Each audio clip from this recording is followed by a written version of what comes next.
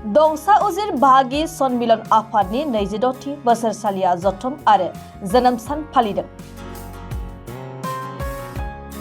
क'क्राझार सोहोरनि साखाथि रमानपारायाव दिनै सानसेनि हाबाफारिजों दंसा उजिर बाहागि सन्मिलन आफादनि 26थि बोसोरसालिया जथुम आरो जोनोम सानखौ फालिनाय जायो। हाबाफारि बायदि फुंबिलिनि समाव दंसा उजिर बाहागि सन्मिलन आफादनि गोथार फिरफिलाखौ बिरहोयो आफादनि आफादगिरि कालीचरण उजिर बिथाङा। बेनि उनाव मुंख्लं दंसा उजिर आरो रुंसारिफोरनो बिबारजों मान बावनाय हाबाफारिखौ मावफुंनाय जायो। बेबायदिनो बाहागिफोरनि बैसोगोराफोरखौ मान बावनाय आरो थान्दैमेल जथुमनायनि उनाव मोनसे गेवलां मेल लानाय जायो।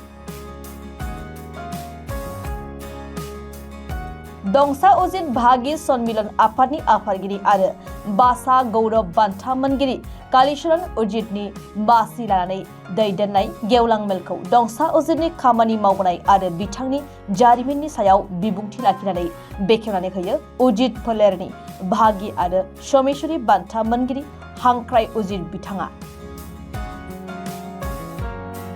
गेवलां मेलनि हाबाफारियाव गाहाय आलासि महरै बाहागो लायो दुवार ओनसोल जनसंगम परिषदनि आफादगिरि पारमिनास नार्जारिया। आं सिगांनो बड'सा रादाबनिसिम आंनि सिबिनाय खुलुमनायखौ जासिग्रोबाय आरो नोंथांमोनखौ आं बरायनानै लाबाय।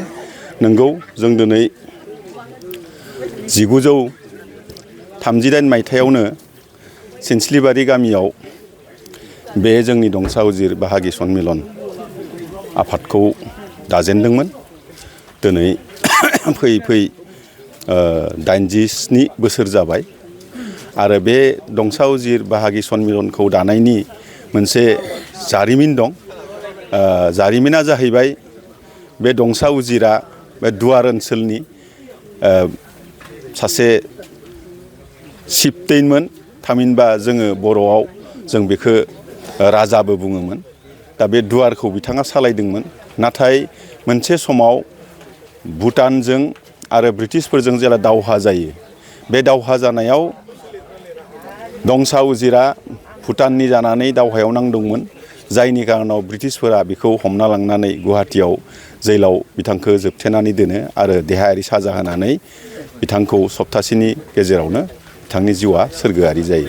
जायनि खारनाव दिनै जों बिथांखौ जोंनि हारि आरो जोंनि दुवार ओनसोलनि सासे बिगोमा बा दैदेनगिरिमोन आरो बेखौ थैथां लाखिनो थाखाय गोजोरै फोथांना लाखिनो थाखाय बिथाङा जाहाथे गावनि जिउखौ बावदोंमोन। बेखायनो जों दिनै बिथांखौ जोङो मुंख्लं होननानै जोङो गनायना लादों।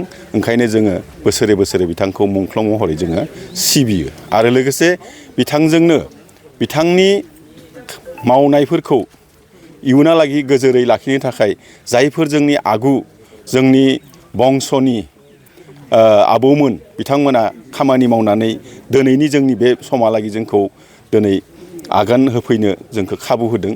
बिनि थाखायनो बिथांमोनखौबो जोङो दिनैनि बेलायावनो जोङो रुंसारि महरै जोङो सिबिनाय जायो।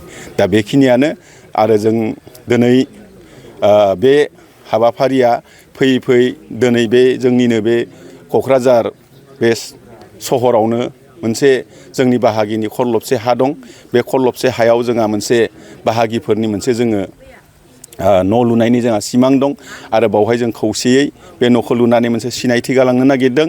नाथाय जों दिनैसिम सरखारनिबो जोङो जेबो अनसुंथाइ मोनाखै। जुदि सरकारा जोंनो अनसुंथाइफोरखौ होयोब्ला हयथ' जों थाबैनो हागोन।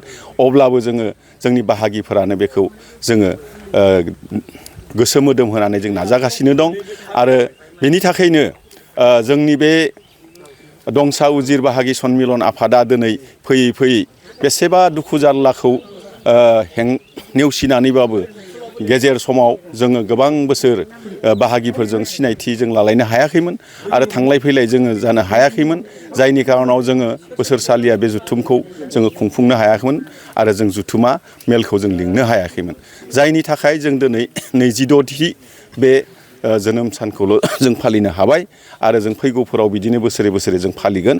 जोंनि दिनै बिथांनि लोगोसे जोंनि बर' माहारिया बा जोंनि बर' हारिया मोनसे थामोनथानि मोनसे बेयो मोनसे सिनायथि आरो नेरसोन बिर जोहोलाव फोरनि गेजेरावबो बिथाङाबो सासे जोंनि दुवार ओनसोलाव 12 बिर जोहोलाव दंमोन नोंथांमोना बेखौ बर' हारिया बयबो मिथिगौ जेरैहाय जोङो थेंफाख्रि नुयो जों सिखना जोहोलाव जों मोनो आरो जावलिया देवान मोनो जों बिदिनो गोबां चिफटेनफोर दं बिथांमोनानो जाहैबाय बे दुवार ओनसोलनि बिथांमोना चिफटेनमोन आरो बिथांमोनानो बे गावनि हाखौ रैखा खालामनो थाखाय गावनि जिउखौ बावनो गोनां जादोंमोन दा नोंथांमोननिसिम आं बेखौनो खावलायगोन जाहाथे नोंथांमोननि गेजेरजों जोङो जोंनि बर' हारिखौ जोङो गेरेमसा खालामनायाव जोंनि बे दंसा उजिर बाहागि सन्मिलन थामहिनबा उजिर बंस'आ खेन्दासेबाबो जोङो मोनसे जारिमिनारि बिहोमा होनो हागोन होननानै